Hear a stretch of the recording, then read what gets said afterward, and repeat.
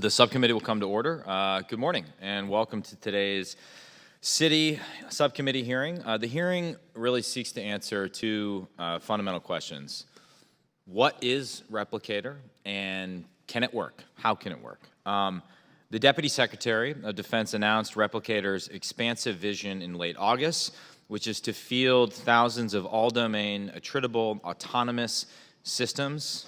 So what is that, A2, this is what my biggest problem with A2. I finally got A2AD in my head, and now I have to think of a new acronym here. But to field all-domain attritable autonomous systems within 18 to 24 months to combat the Chinese Communist Party's greatest asymmetric advantage, which is sheer mass. Now, it's 2 months later. That would be 10% of the way through the 18-month timeline.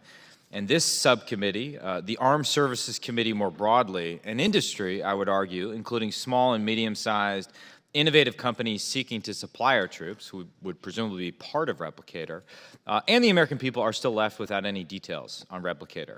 What is necessary to make it successful, whether it is feasible, and what counter effects it seeks to offer to counter Chinese military capabilities.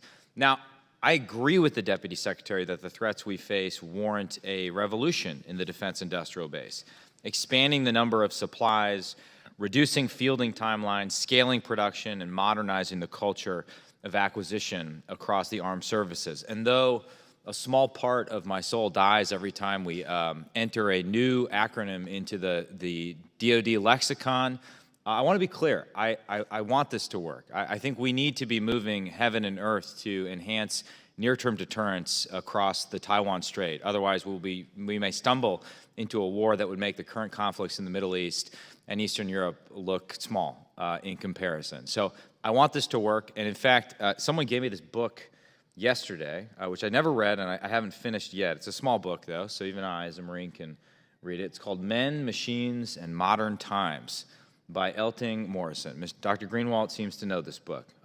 It's the 50th anniversary edition I hold in my hands. And thus far, what I can deduce is that he kind of talks about this process of innovation and resistance to change and kind of identifies a cycle of resistance that involves really three stages. The first is ignoring.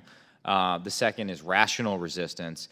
And the third is name-calling. I want to be conscious of not falling into this cycle. Obviously, we're holding the hearing, so we're not ignoring Replicator, though I worry about our ability to deliver on the timeline. I'm not trying to resist just for the sake of resisting.